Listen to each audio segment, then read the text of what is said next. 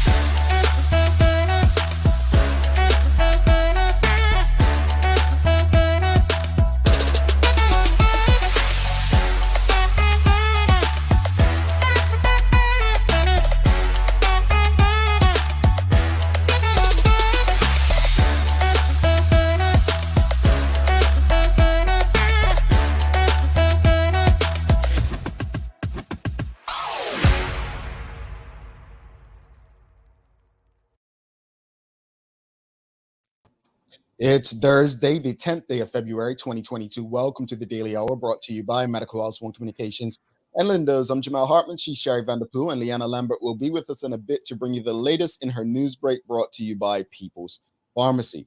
How are you today? One more before the weekend, Sherry. What you saying? I know I get excited around this time, but I'm doing good. I was running a tad bit late for my own schedule, but I'm good. Oh, late for her own schedule. She's never late, folks. So I don't know. I don't know what's going on her side.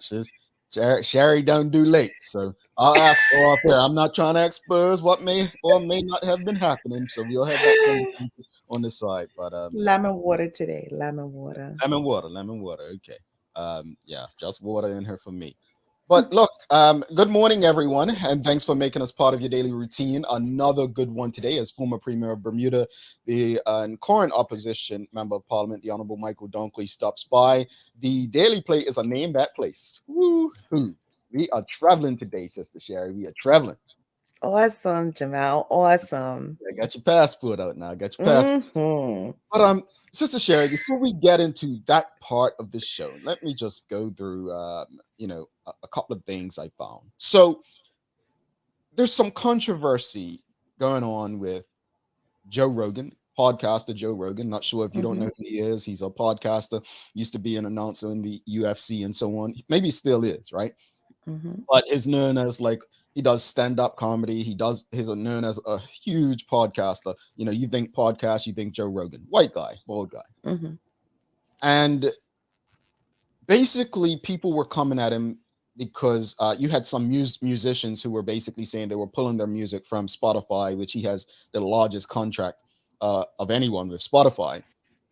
They were basically saying they were going to remove their music from the platform because of the information regarding COVID that he continues to share or spread, right?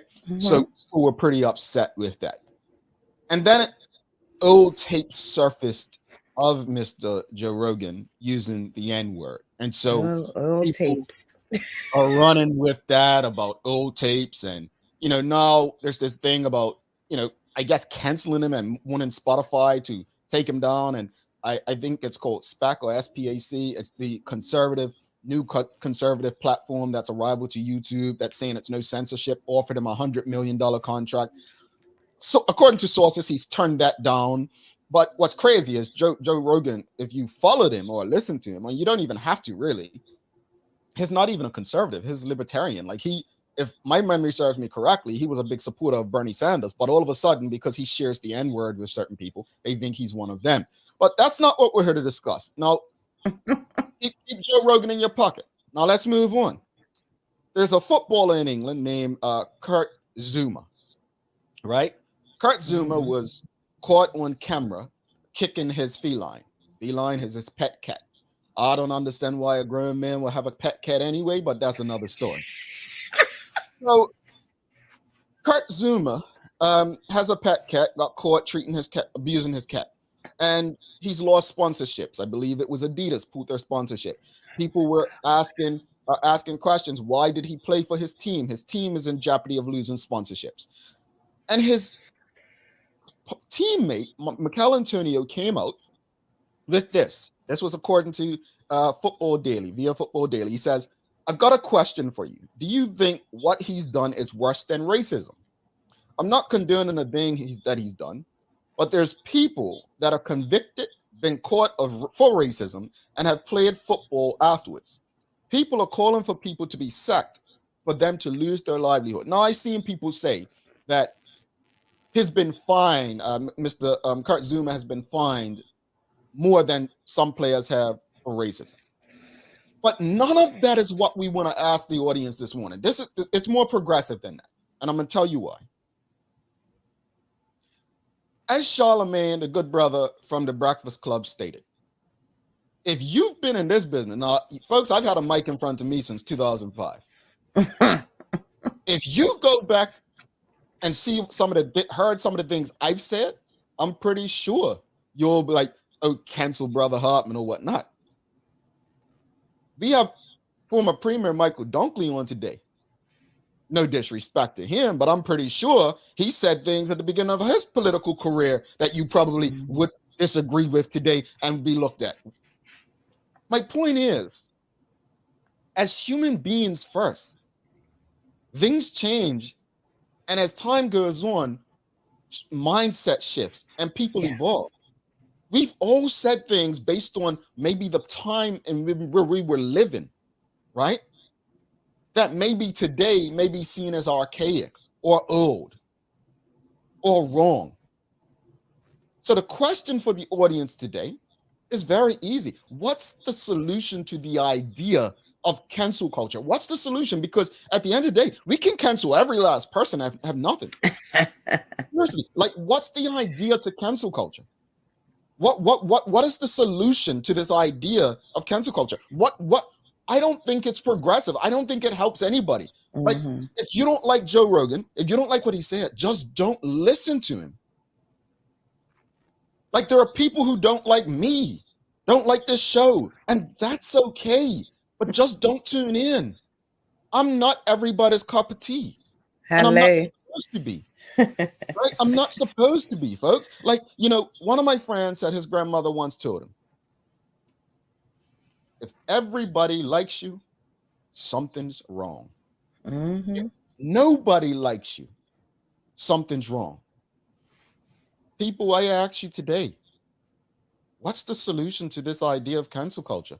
Because if our idea is anybody who says something we don't like or says something that hurts our feelings, be it yesterday or 20 years ago, if we're going to hold things against people like that, okay, he used the N-word. I'm not interested in how he used it. I'm interested in what was the context. I'm interested in how does it impact the way I live today? How does it impact the laws and legislation and policies that influence how I'm able to live? Sherry, go ahead. So there's a couple of things there, Jamal, when you talk about Joe Rogan and the use of the N-word, and I know what the question is, but the use of the N-word and I think Charlemagne had a question: can you be racist without being racist? In the conversation. So I don't know. I mean, the solution to the cancel culture is, as you said, just don't listen or don't buy. It's very simple. We don't always have to run to that we're going to pull something, but society has us to believe that, when you think about marketing and the mass media that comes out and the influence of this person, does a company want to stand behind that? And there lies the issue. But it's just interesting of what people would stand for, what companies would stand for, and what they won't. And it's most likely the change of hands over time of who. If you put a young person or millennial in there, they're going to be like, oh, that's not a big deal. You put somebody who's much older, they're going to be like, we have to move them quickly because of the image. Well, and I think, go ahead. I want to stop you based on what you just said just now, because I agree, as Sonia Clark does as well. Solution is just that. Don't support it. And I think you started with that. Don't give it your time and energy at all. But I want to go back to something, because it's fascinating what I observe on a daily basis, Sherry, about freedom and freedom of speech. And I feel like it only exists when the masses agree with what it is. So how can in one respect we agree that freedom of speech, then in another wants some sort of censorship? What do I mean by that? So, okay, we've discussed, and I said it on this show, freedom of speech doesn't mean freedom without consequences, right? I completely understand that. But if I'm bothered, folks, think about this. Joe Rogan literally has no impact on probably most of your lives, right? Most people probably never even listen to his podcast that probably have this issue. But my question, I guess, is why do we put so much energy into wanting to cancel this person or wanting to see this person off this platform? If that platform thinks it's okay for him to be there and you have that much of an issue with it, then just cancel your membership and go to another platform. But I guess my question is the idea of the solution to it, honestly, my opinion, it's probably less stressful in your life if you just act like things don't exist. That's me, Jamal. Seriously, like Clarence Simmons for you, Sherry. People have a choice who you watch, listen, and purchase goods from. I don't even understand cancel culture as a seasoned person. Because Karen, you're normal. No, but in respect to what Karen's saying, right? And I want to highlight her last sentence. I don't even understand cancel culture as a seasoned person. Folks, back in the day, before the internet was what it was and what people following what's popular and trends, if you didn't like something or support it, you just didn't do it. You didn't have to make a story about it or create this thing. Like I just don't. If I fall out with somebody, here's what it is. Sherry and I are very different people. If you haven't realized that, right? Good cup, bad nice cup. One. She's the bad cup. I'm the good cup. If you haven't realized that, but Sherry and I have conversations about many stuff on the side. Sherry, if I don't like something or someone, have I ever tried to convince you not to like something or someone? No. Mm-mm. And have you ever tried to convince me not to like something or someone? No. And the reason being is because I respect understanding where you come from and you respect to understand where I'm come from. And I understand it. I just didn't agree with it. And that's all it. I try to, and Jamal would be like, no. Explain it. Because I'm trying to understand. You know? But that's the point. Like, and you just said, highlight what she said. It's not about us agreeing. We disagree, but at the end of the day, I'm not here to try to convince her to think like me or to go against something that I vehemently dislike or so on. That's not. I don't care if it's a person that done me wrong. If this person hasn't done Sherry wrong, if this person hasn't, I'm not here to tell her, oh, Sherry, you should cancel this person. This person's this and that. Folks, watch where I go with this. Because it's impacting our local politics. Think about it now. Mr. Dunkley's coming on today, and I'm not trying to set the tone at all by saying this. But this man puts up a tweet, and you all agree with the message, but you go hard on this guy. Why? Because we've been led to believe that all things, his political party, his political perspective, his political ideology is wrong. We've been led to believe that we should not agree with anything that him or his colleagues say simply because, and we don't have to go back far, we can go back to 2017. When the parades, and you all laugh when I say parades, but that's what they were. They were not marches, protests, they were parades. Shit, some of them, they even had gun bears. I'm not making a mockery, it's a joke what happened. And now, guess who the joke's on? The people. So when I talk about cancel culture on a global front, about people trying to make people lose their livelihood simply because you disagree with them. Simply because you disagree with them. When you start digging up tapes of people and bringing up stuff, let me just remind everyone today, if your closet isn't clean, do not participate in bringing up anybody's past. Because as long as the internet exists and archives, folks. I thank God social media wasn't around back in my day. Thank you. And I'm sure some people in this audience are going to put up the praise hands and like, thank you that social media wasn't. The thing is, Jamal, people don't know how to separate people. And I feel like for me, I separate Jamal from the business. Jamal, who he is, and the business that we are doing is two different things to me from people that I interact with. So Joe Rogan and his business, it's two different entities. And as you said, we progress. Who I was 20, 30 years ago is not who I am right now. You know, I that's not who I am, because you evolve and you grow. Yes, there's plenty of people who have said things way back then that idea was what it was. But now you've seen something different. And we Yeah. shouldn't hold people so much for those indiscretions back then. Yeah, I disagree with the first part. Like, I am who I am. You're gonna get the same Jamal, hero of my business. I don't believe in showing up as a different person in front of a camera. So I am who I am. I operate my businesses like this. I operate my relationships like this. You call me grumpy, my people in my personal life will come.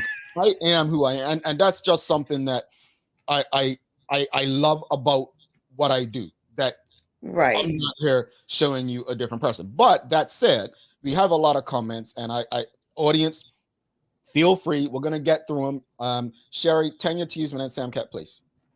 People just want validation. Agree. If you don't agree, then don't support. However, when people start to voice their opinion and they get a response in their direction, then they feel validated to go on. Easiest answer is because blowing smoke is the easiest thing to do. I'm not really influenced by influencers. I support what I want. Less stress on my decision making process. Not a follower. Sorry. That is so ridiculous. The idea of an influencer, like I Yeah. actually see some people, Bermudians, using the term like they're an influencer. What the entire, like, that is so strange to me. I don't know. It's strange to me. Like, do you wake up every morning saying, yes, I want to? Honestly, folks, It's popularity again. it's a killing culture. Like the idea of wanting to be liked. Like, I say this with all due respect. If people watching this show don't like me, I'm okay with that. What I And let want me is people to take away things from this show. What I want is you all to learn from this show. I want you to feel like, you know what? I did not know that. What I want is you to be able to engage with the very people that come on this show. Esther K. Harvey says, one of my favorite sayings is everyone has a past, good or bad. Ask yourself, do you want to be judged on something in your past? Well, they're going to do it anyway. But Sonia Clark says, I have learned and worked hard at trusting myself to stand firm on my position and not be persuaded by someone else's opinion. James Birch says, good morning. Isn't cancel culture a political boycott campaign? How do we hear about injustices without someone complaining? It's not about not hearing about injustices. That's not the point today. And at the end of the day, all one needs to do is read news articles. All one needs to do is literally go on social media to see what's being done. What I'm speaking of this morning, particularly, has nothing to do with politics necessarily. I use the example of Michael Dunkley, the former premier, but we're talking about a football player, right, who kicked the damn cat, right? And I'm not justifying his actions, because at the end of the day, you shouldn't be harming or abusing any living being. Let's just put it there. But to cancel this person because why is a punishment not good enough? Let his employer handle it, right? If Sherry kicked a cat at her job, because she's not a high-profile individual, like in terms of what she does in her job, you're not going to be out there trying to cancel her. We just go after people because of their. I don't think people are going to want to kick a cat because they saw this footballer do it. Maybe I'm wrong, but I think the idea of wanting to see a person lose their livelihood off of something like that, it's just something's not right. And then, as his teammate compared it, saying, hold on, you've got players done worse in terms of racism and domestic violence. Domestic violence. Oh, thank you, Sherry. Thank you, Sherry. Domestic violence. I mean, man, I wish I had that example. I think it was a Seattle Seahawks player. Could be wrong. A player that did something and slapped on the wrist. So my point, and getting back to Joe Rogan, let me just say this, because I don't want people saying that I'm acting like oh, it's okay to use the N-word or any of that stuff. What I'm simply saying, I'm a black man. I'm black. I'm dark, very dark skin. You can't mistake my race. But maybe I'm a bit conservative these days. Maybe I'm extremely conservative because the N-word does not bother me. Do I want people using it? No. I don't listen to rap music because I don't like the word. I don't even like my friends using that term. I don't like it. Right? But it's not going to change my mind on whether or not I support someone, because chances are someone who's using that language, regardless of the context, I'm not listening to anyway. But I'm not going to say, oh, you all need to cancel this person or stop listening to rap music or this or that because of that. My only point is the solution to the idea, notice I said the idea of cancel culture, is honestly, for me, my solution to it is focus on what you love and like. Change the channel. If you don't like something someone's saying or doing, just repeat what you just said, Sister Sherry. Change the channel. And it's that simple. Let's bring Leanna in. Come on, she's got to give us something on this topic. Morning, Lee. How are you? Yeah, I think I might weigh in on this one. Good morning, everyone. Good morning, guys. Morning. This is an interesting topic because I do have an opinion on this one. First off, I just want to start off by saying, when did we become so sensitive? When did we become so sensitive? Because I know, forefathers, grandfathers, grandmothers, they had a bit of backbone, and I completely stand with you guys. If you don't like it, change we have options every day. We have choices every single day. And all we have to do is choose to make the one that fits into whatever it is that we decide we want to listen to and whatever we want to intake into our personal space. So if you don't like it, you're not forced to sit there and listen to it. There is too much information out there. There are too many other platforms out there. There's too many other positive things going on out there for you to just hone in on something that you're not agreeing with. Lee, my esteemed former colleague, Teo Deal, used to always say, like, you had people that will call that station and moan and complain. And we'd always say, how do you listen? Oh, I'm in my car.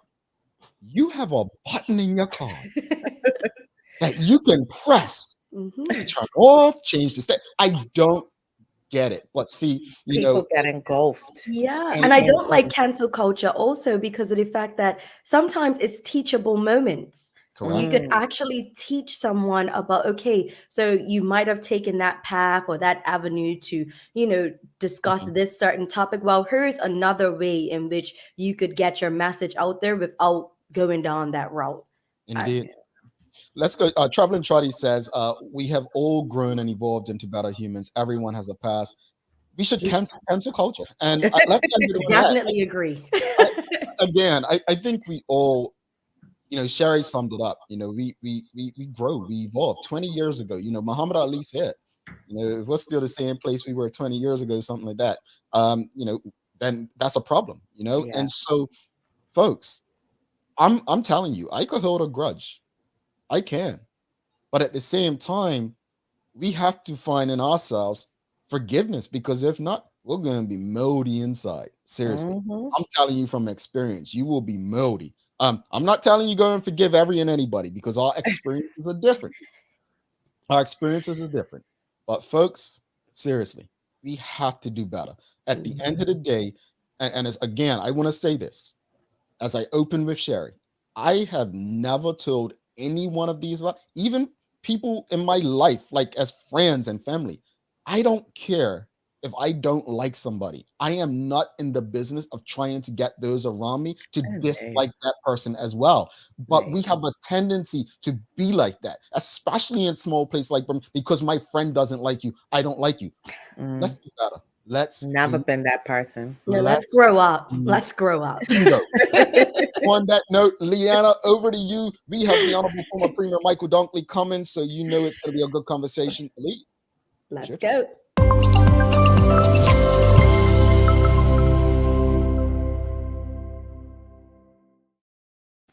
Thanks, Jamal and Sherry, and good morning to all of you out there that are tuned in with us today. We hope everyone is having a great start to their day. I'm Leanna Lambert, and it's time for the Daily Hour News Break brought to you by People's Pharmacy. Well, in today's top stories, police have seized a large quantity of cash after officers executed a series of warrants linked with a weekend drugs raid.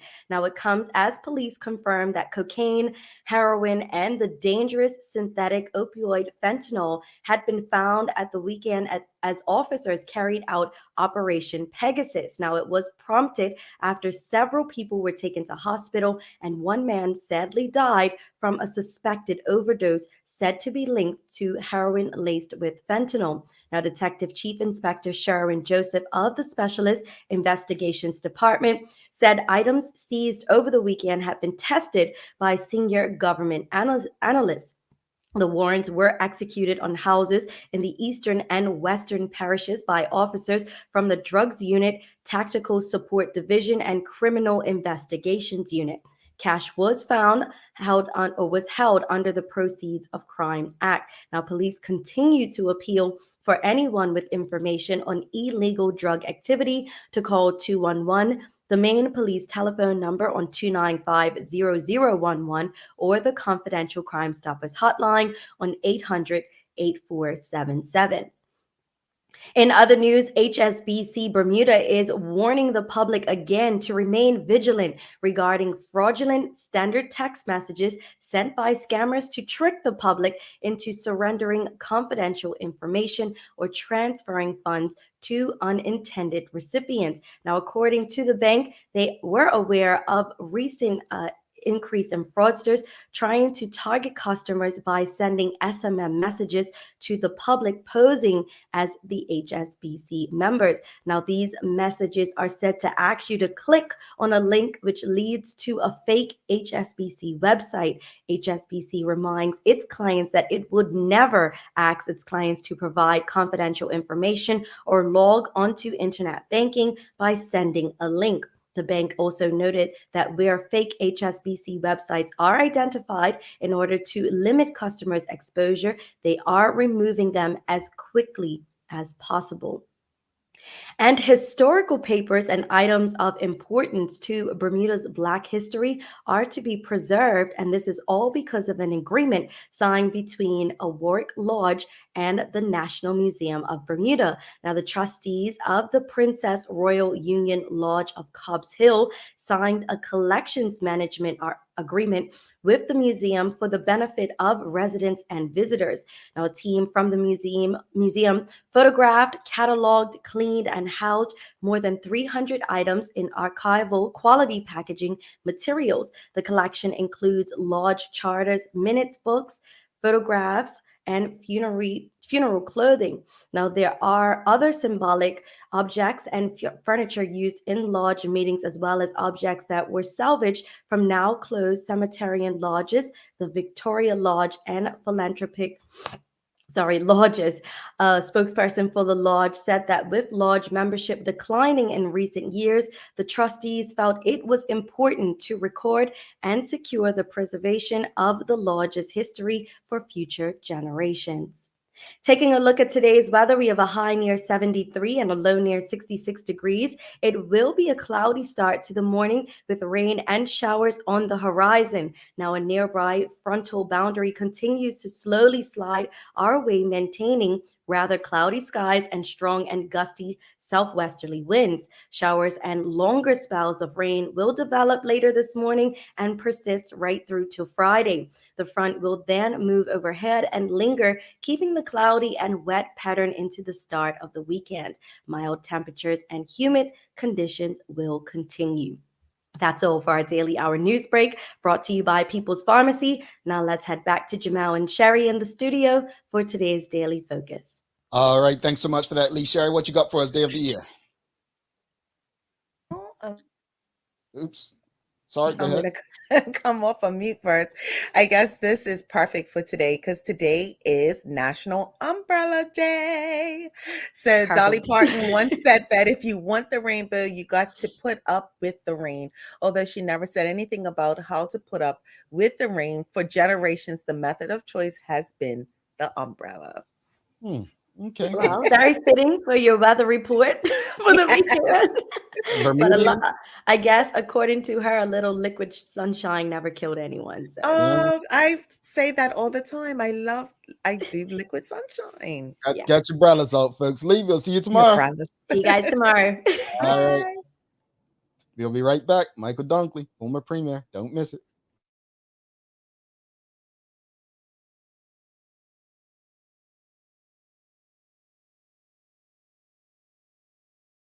Are you a small business or organization looking for new ways to reach a greater audience? Well, here's your chance to get your ad on BTG Radio, Good Day Bermuda, and Bermuda's daily talk show, The Daily Hour. Send an email to contact@bermudacommunications.com. Our old friends Arrowhead Mills was founded in the 1960s in the famous Texas Panhandle with the ambition to promote the production and use of pesticide-free grains, cereals, and pulses. The mission was to bring the most wholesome food attainable to the mainstream markets. Since then, Arrowhead Mills has increased its range of products, most of which are certified organic. You can be sure that Arrowhead Mills know a thing or two about good eats. This month, we're featuring Arrowhead Mills green and red organic lentils. Lindo's, why go anyplace else? Mom's celebrating her 70th birthday next month. Have you noticed her age is catching up with her? Yeah. Plus, she's having a hard time getting up and around like she's used to. I would sure hate to see her fall. At Medical House Limited, we can help make life situations easier. We have electric beds, motorized scooters, bath stools, walkers, you name it. Mom's been real good to us. We'll get her birthday and Christmas gifts from Medical House. Medical House has relocated next to the Dendy Town Field, number 6 Bakery Lane, Pembroke. Telephone 292-3622. All right, welcome back to the big show. Sherry Vanderpool, I'm Jamel Hartman. It's the Daily Hour brought to you by Medical House, One Communications, Lindo's, and People's Pharmacy. Without further ado, let's bring in our guest for the day, former Premier of Bermuda, the Honorable Michael Dunkley. Welcome to the show, sir. How are you? Hey, good morning, guys. Hi. I'm doing fine, and I like your quote for the day. It seems like it's rained every day this year so far, but hey, it is what it is. Hey, But look, today you pull out your umbrella. rainy days in Bermuda always appreciate it, right? Yeah, somebody was telling me the other day we can take the rain. I said, well, if you still want the rain, you got a big hole in your tank.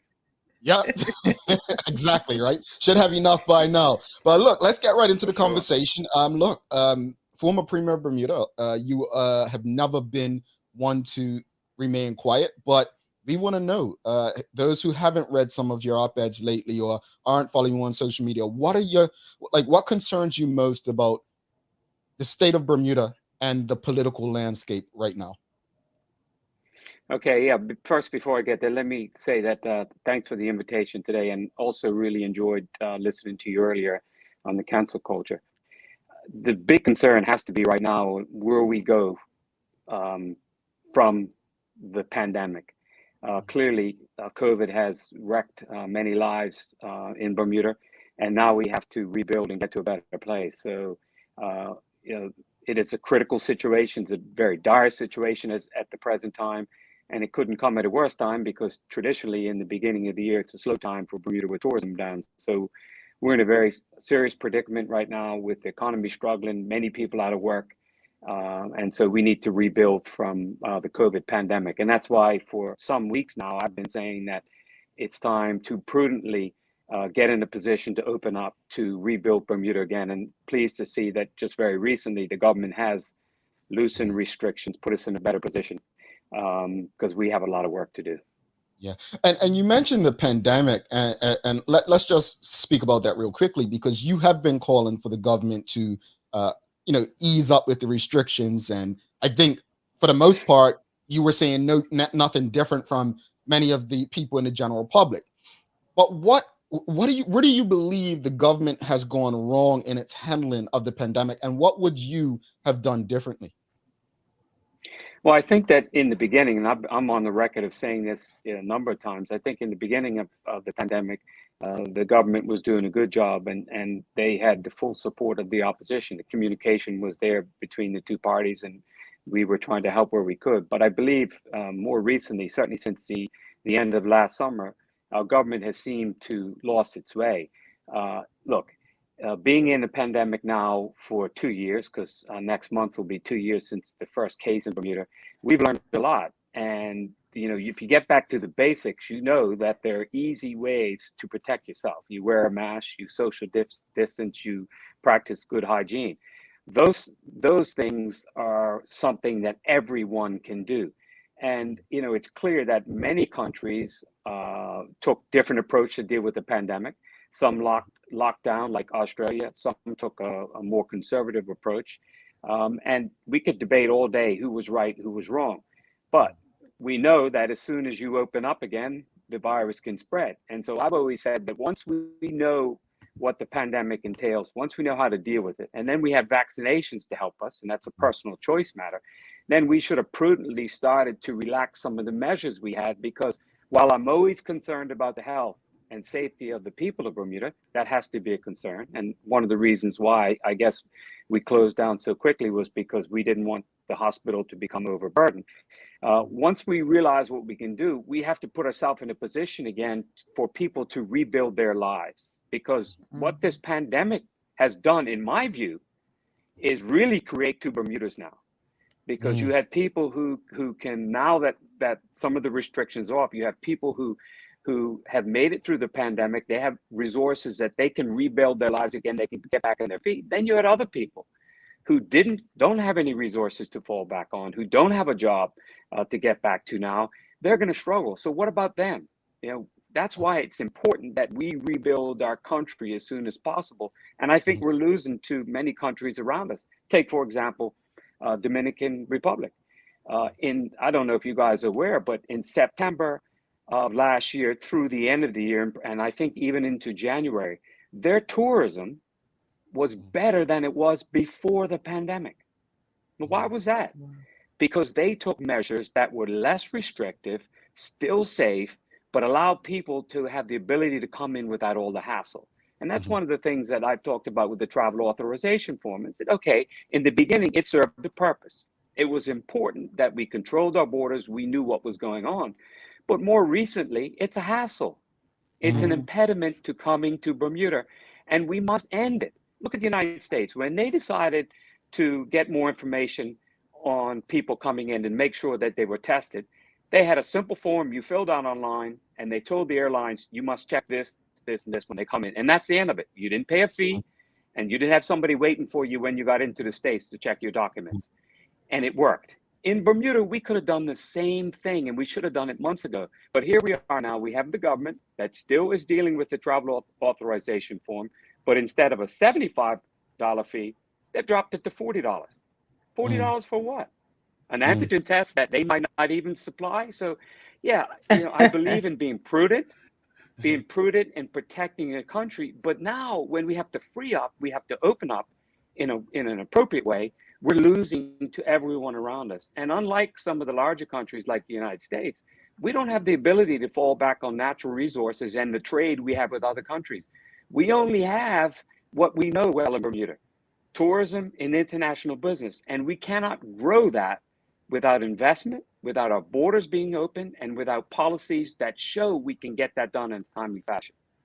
Indeed. And we're going to get even deeper into some of what he just discussed, folks. So if you have any questions or comments, feel free. We'll get through as many as possible. Also, if this is your first time tuning in, make sure you subscribe, hit that notifications button on our YouTube channel. If you're on YouTube, make sure you sign up so you don't miss an episode.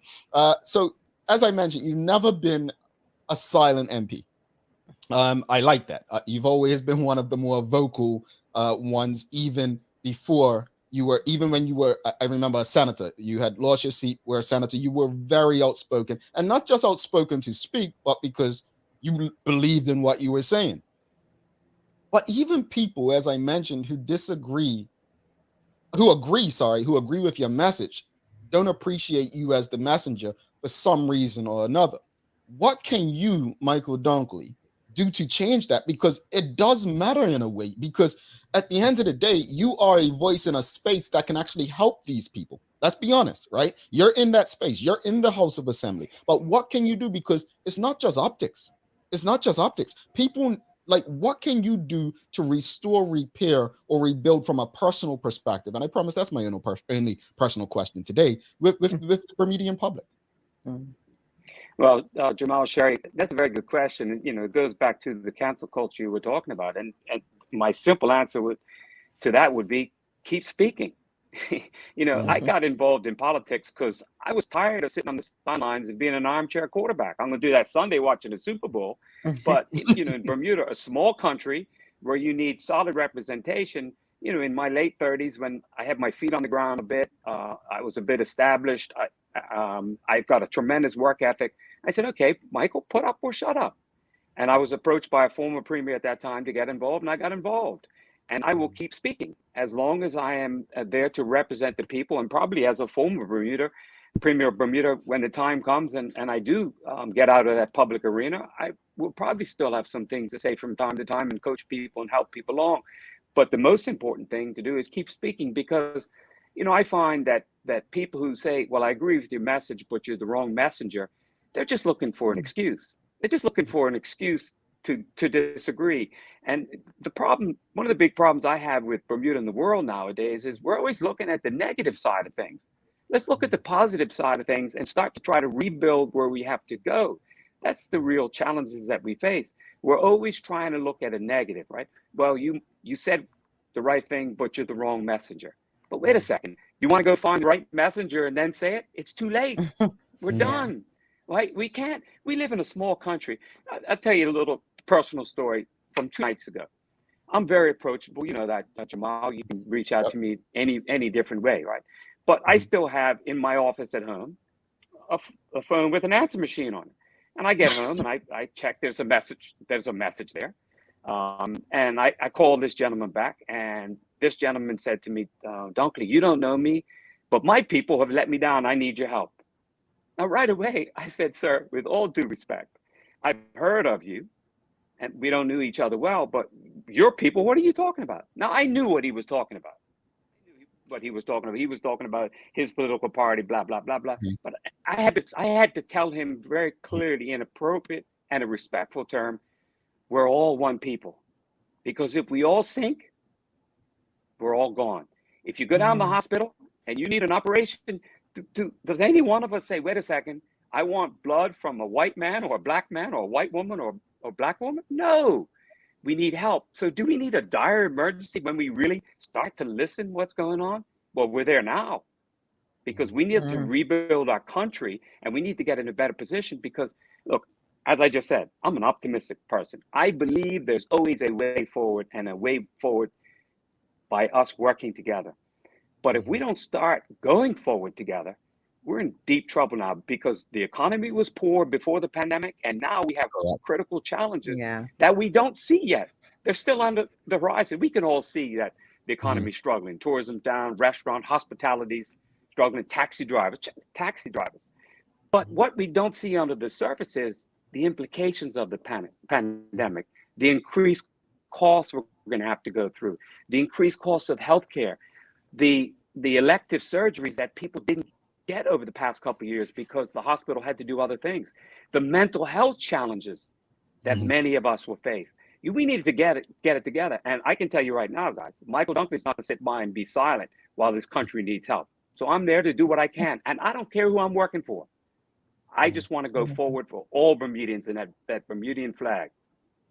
Yeah, and Mr. Dunkley, I was so excited to be speaking. Hey, back up! Don't call me Mr. Dunkley. I'm close to senior, but I'm not there yet. I'll call you Uncle Michael. He's got 2 more years probably for that free bus pass. But go ahead, Chef. You call me Uncle Mike. I'll never take that free bus pass from now. Back up. So look, you're speaking violence right now, right? And so there's a lot of violence that has been plaguing our island and going on, and it's been a very much of an undercurrent. As a shadow minister for national security, what is your solution to this violence that we see going on currently right now? I'd be misleading you if I would come up and tell you, look, I've got the solution for the violence, because there are a number of different things that have to happen. And as I said last week, that to deal with the violence, it's got to be a program where we have to have proper enforcement. We've got to have strong community policing, and we got to have organizations within the community that will help deal with the challenge. But the number one way that we need to deal with the violence, let's not put aside what has to take place. You know, people need to face justice, and the community needs to get involved. And there are a lot of great community arms that are helping, but the number one way that we're going to deal with the violence, and you know, to some extent, some of the violence can be put against the backdrop of the pandemic. You know, with the challenges that people have, and I'm not making excuses for anybody. Don't get me wrong in that. But the number one way is we have to say enough's enough. You know, we all have information on violent crimes. We need to give that information. But let's go back a little bit before something happens. We all know that Michael Dunkley, for example, could be messing around in something, but no one says anything until it's too late. And then they say, well, I could have told you that 5 years ago because I saw who he was hanging with. I saw what he was doing, blah, blah, blah. Why are we waiting? Are we waiting for violence to come to our own doorstep before we throw our arms up in the air and say, you know, we should have done this? No, we're a small community. We've got to get back to being our brother's keeper. We've gone away from it. And part of it is, you know, the cancel culture and social media, because we've lost our personal identities. We've stopped being friendly to people. We've stopped saying good morning to people and really mean it. We stopped having conversations with people. All we want to do is have abrupt conversations on social media and complain about something. Now, I'm generalizing, but we got to get back to the point where we're checking to see how our brothers are doing, how our next door neighbors are doing, how our mothers and grannies are doing. And we have to help make a difference, because sometimes, you guys know, the shortest conversation can really pick somebody up and head them in the right direction. We don't do that anymore. We just try to pull people down and talk behind their backs. And, you know, it's a long answer, but we got to get back to being people. People are made to live with people and have conversations and respect opinions. That's what we got to do. Yeah. Keyword, respect opinions. And I love that. During your tenure as Premier of Bermuda, many Bermudians marched on Parliament about the airport. Recently, a report by the Rogan I heard what your colleague said there. Recently, a report by the Royal Gazette shared that the Premier's fintech advisor earned $3.6 million for sole source contracts. Why do you believe Bermudians are marching, and why should everyone be concerned about this? Well, everyone should be concerned about it, because in my view, $3.6 million is a lot of money for the work that was done. Now, I'm not in any way belittling the work that was done, because I think that it has worked quite efficiently, the number of different programs that were written. But from the very beginning, I highlighted the challenge. I pointed out what I thought were critical mistakes. The government said at the time, when the first program was done, that due to the pandemic, we didn't have time to go out and seek quotes. And, you know, to some extent, that is a valid concern. However, until I asked those questions in Parliament, little or nothing was said about it. And so at that time, if government was going to go out and do it, they should have said very clearly, this is what we're going to do. And Lord knows, they had enough press conferences. This is what we're going to do. We don't have time to do it. So in the interim, we're going to get something up and running, and then we're going to go back out in the field, and we're going to seek requests for proposals for future work that has to be done. But now here we see $3.6 million has been spent. No one else has had an opportunity to bid on it. And to me, I think the taxpayer could have saved a lot of money by doing it. And lo and behold, now the Premier says that my fintech advisor, instead of earning his salary, is doing it at no charge now because of the other contract. Now, guys, no one should ever work for free. But if you think the people of Bermuda, the Premier of Bermuda, David Burt, thinks that the people of Bermuda are stupid enough to believe that he's working for free out of the kindness of his heart, then he needs a awakening on this one. He's working for free because they got egg on their face and they want to try to take some of that egg off. he should be paid for being a fintech advisor, and we should got a better deal for the work that was done. Plain and simple. Mm-hmm. Absolutely. But let me add to this, because you threw the bait over, and I'm gonna take it. What really bothersome, and I'm got nothing but love for Dr. Karika Weldon. She's been on this show. She's a friend of this show. But this is the PLP's MO as a government. They championed that she was working for free, and then a $20,000 a month contract appeared. This fintech advisor got this multi-million-dollar deal, his company, right? And now we're championing that he's doing the other job for free. Mr. Premier, Mr. Dunkley may not say it, but I'm going to say it. Stop playing the Bermudian people for stupid. Because when you do that, you're the one who actually looks stupid. People don't believe it.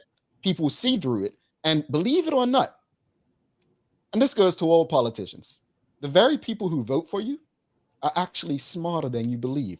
Some of them just make poor choices in voting for you. No, you're 100%. You're 100% right. And the conflict was never declared in the beginning as well. And so I asked questions about Dr. Weldon, and we've had some conversations, and I think she took it the wrong way, because I said that as a science advisor, she should be paid. If somebody's doing something for free in life, they are either retired, helping out, or they're getting something else on the side. And in public service, it needs to be declared. Now, Dr. Weldon did an exemplary job for the people of Bermuda, worked tirelessly for months and months and months, and never had days off. And it's very disappointing to see it come to an end like it did. And then interesting that there wasn't one person to replace her. There was probably 3 people to replace her. But we are where we are right now. And I want to see government continue to make changes. They need to ask questions. And one of the things that we had discussions with in the One Bermuda Alliance as the opposition is, and the leader of the opposition put out a statement earlier this week, that there needs to, in our view, there needs to be a full audit of the money that government paid out in regards to these contracts, the $3.6 million, where it went, and where the people who received the payments spent the money. That's how the people of Bermuda will say, okay, everything's legit. We get that. Not just to say we paid $3.6 million to ResQuest. We want to know where it went from there, because people are telling me that it just doesn't add up. Money's going somewhere else, and that's why we don't want to get rid of the travel authorization form.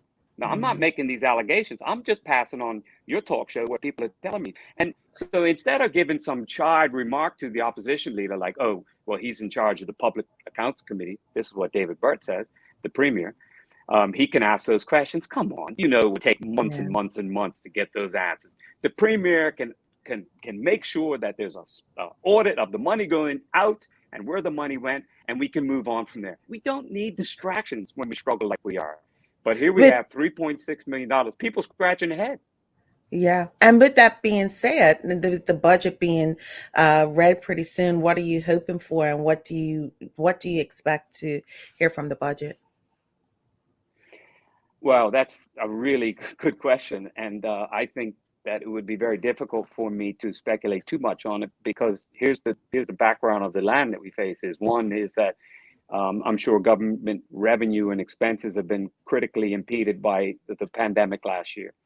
And so, I would expect that our operating deficit would be larger because of that. And it's not a criticism of the government. It's just a fact that what's happened. I think in the budget last year, there was a certain amount budgeted for the pandemic, and I think we blew through that budget. So obviously, we're going to be in a bad position. On the good side of thing, I think in some areas revenue could be up to help ameliorate the position we're in. So having said that, government finances are still very critical. There's no doubt in my mind that the economy is going to struggle through 2022, 2023. And so thus the need to rebuild it as quickly as we can.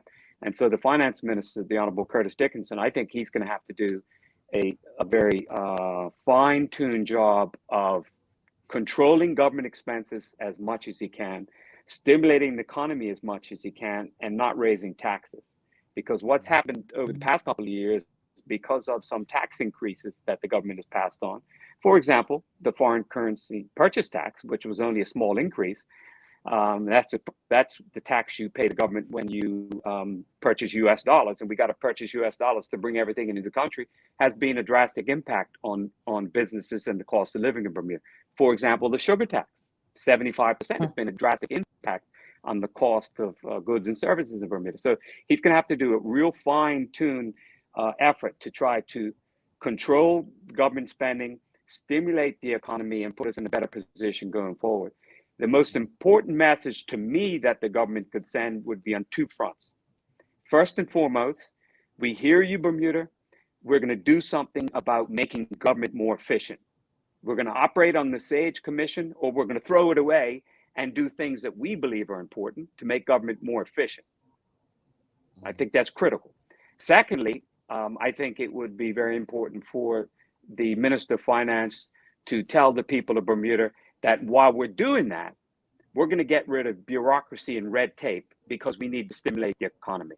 You know, I had calls from people through the pandemic that certain offices weren't open within government.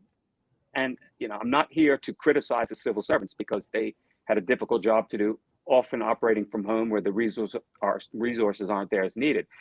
But this office just dealt with licenses, patents that international business people needed.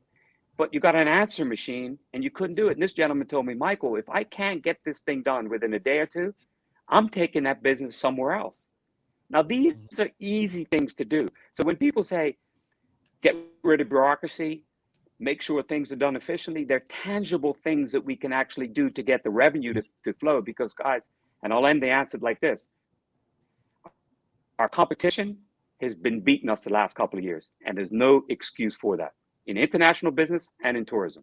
Yeah, Turks and Caicos doing a thing as well. Dominican Republic, different spots in Mexico. So Cayman that's Islands. Cayman Islands. Yep. Let's go to some questions from the audience, folks. If you have any questions, I'm going to do my best to get through as many as possible as we are out of time. But Michelle White, she says, in our overall political climate, both parties do not appear to be strongly supported or support falling. What is your thought on a one-party leadership? That's dangerous, but go ahead, Mr. Dunkley. I agree with you. I just don't think it will work. When people are not comfortable with the current system we have and the two political parties we have, then there's a couple of things they can do. One is hold their members accountable. You know, often people will say, well, you know, I don't like what Dunkley's saying. Well, if they don't like what I'm saying, give me a call and let's have a conversation so I can understand where you're coming from, and then I'll work harder to make sure that I can get the viewpoint across. If people don't like the political system we have, well, get involved, do something about it. You know, gentleman called me the other day. I said, who's your MP? Have you called him? No, I haven't called him because he never returns my call. I said, well, wait a second. Did you vote for him last time? So we have to hold people accountable. In Bermuda, we tend to say a few things and then we let people off the hook. That's just not good enough. It's not going to work. Yeah, I was just talking to a cousin yesterday, to him. I said, you know, everyone talks about the democratic process and voting, but it's not just about your vote. After you vote, you have to hold people accountable. So I definitely agree. Laverne Tucker, she's asking, why is it we see and hear you questioning or giving feedback on a regular basis, but hear very little from the leader of the OBA, Cole Simons? Well, I don't know if I would agree with that. You know, that person's not the first person to tell me that, but Cole Simons has spoken up quite a lot. Just this week, it's been at least 2 or 3 press releases. And I think my colleagues have done a good job. Remember, we are only 9 with the 3 senators, but I think all of them have done a good job and been involved. And as far as me speaking out, I think that I probably have a larger platform to speak from than most politicians because of the experience I have and as a former premier. And, you know, I just have the energy. I'm going to keep working. I'm going to keep working and do what I have to do. And so I don't think we should complain about who's speaking. I think we should get more people to speak more often, because when there's a broader conversation, then we do better. But my colleagues have worked hard to speak. And if you reflect back, you can see all of them. I can name a lot of the conversations they've had. And I'm proud of the way they've worked, because, you know, 30-6 is a tremendous majority. And unfortunately, you know, the democracy tends to swing back and forth with a lack of seats by the opposition. Mr. Dunkley, honestly, former Premier of Bermuda, we appreciate you coming on. I'm calling Miss Dunkley just to tease you, and you right?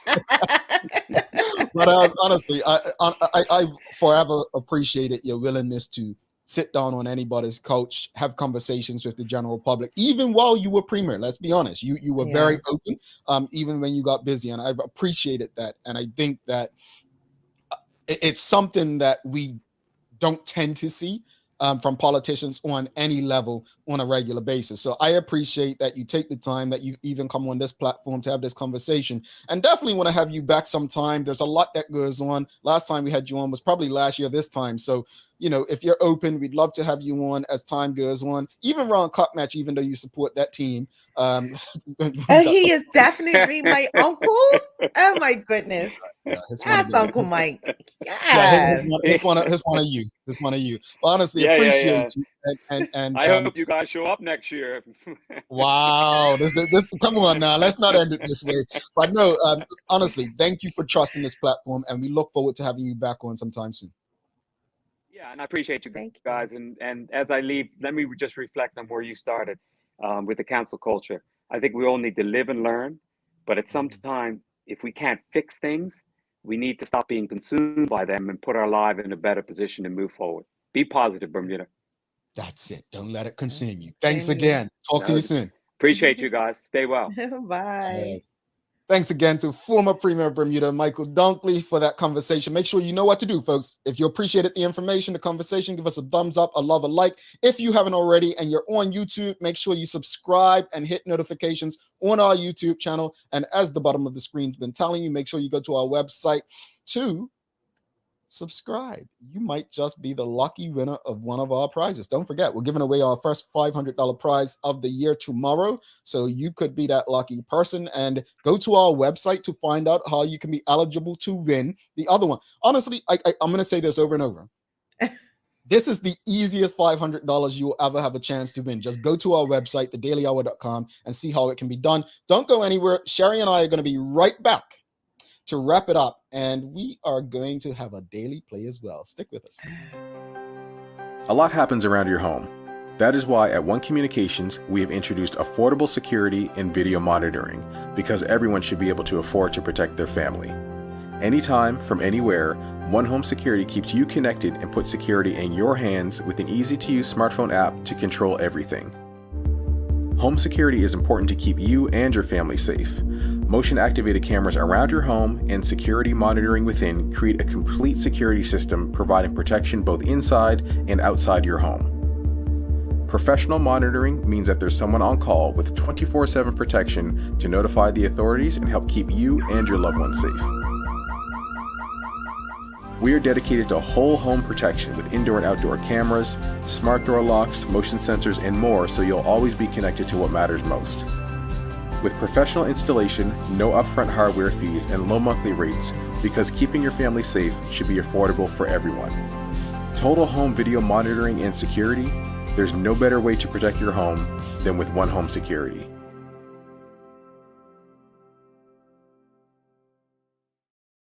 All right. Thanks again to former Premier of Bermuda, Michael Dunkley. If you haven't already, make sure you subscribe to our YouTube channel, hit those notifications. Thanks again to One Communications, People's Pharmacy, Medical House, and Lindo's. It's time for the Daily Play, brought to you by Heineken 0.0. Great taste, no alcohol. Sherry, are you ready?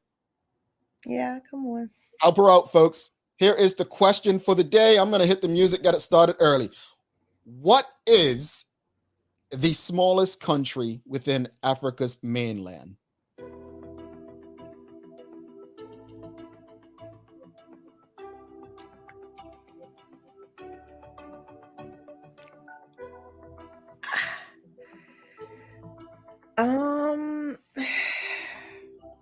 Smallest country?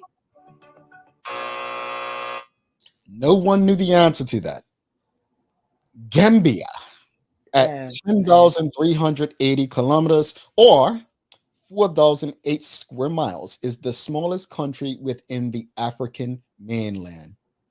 It is. I feel like you had this question before. I have not. Oh, really? No, we had one. It's not Ghana. No, it was Gambia, as David Michael R. Wilson said. Zambia, said Karen Simmons. Benin, said Amanda Blakely. No, it is. Now, Interesting. The smallest African country, period. Does anyone know what that is in terms of land?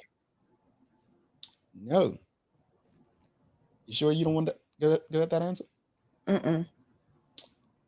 All right. Anybody know what the smallest country not attached to the mainland, the smallest African country is? Anyone? Take a shot at it.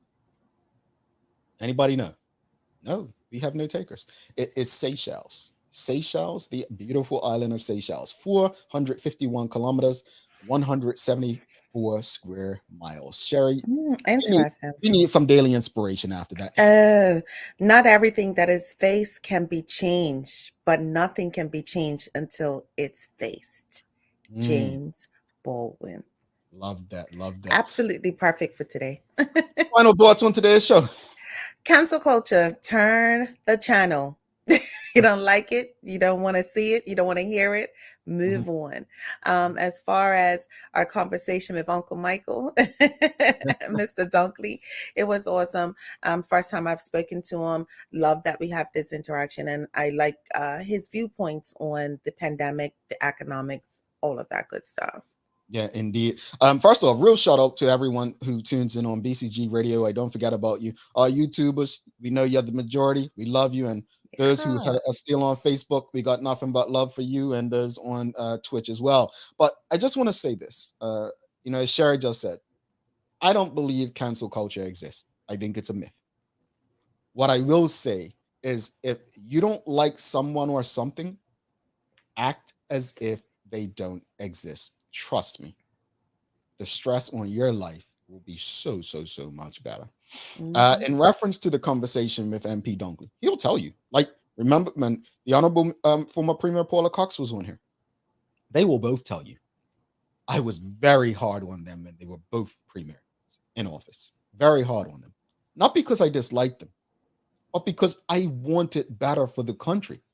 Go back to Premier Ewart Brown, through Paula Cox, to Craig Kenner, to Michael Dunkley, and to David Burt. Every last one of those premiers can show you messages from me, whether it's WhatsApp or email, on how I held them accountable. Folks, if little Earl Jamal, I ain't nobody, is holding the leaders of these countries accountable, get to it. David Burt is not above you. He is there because of you. I'll leave it at that. Thanks again to our partners, Medical House, One Communications, Lindos, and People's Pharmacy, for ensuring that we're able to do this with you on a daily basis. As always, we appreciate you, we love you, and we thank you for making us part of your daily routine. If all goes well, we'll be back to do this again with you tomorrow. We're talking about wills and estate planning. You do not want to miss this conversation. Trust me, folks. Bruce Swan, we will have a very important conversation. She's Sherry Vanderpool. I'm Jamal Hartman. My friends, please do make it a great and safe day. We're out. Peace.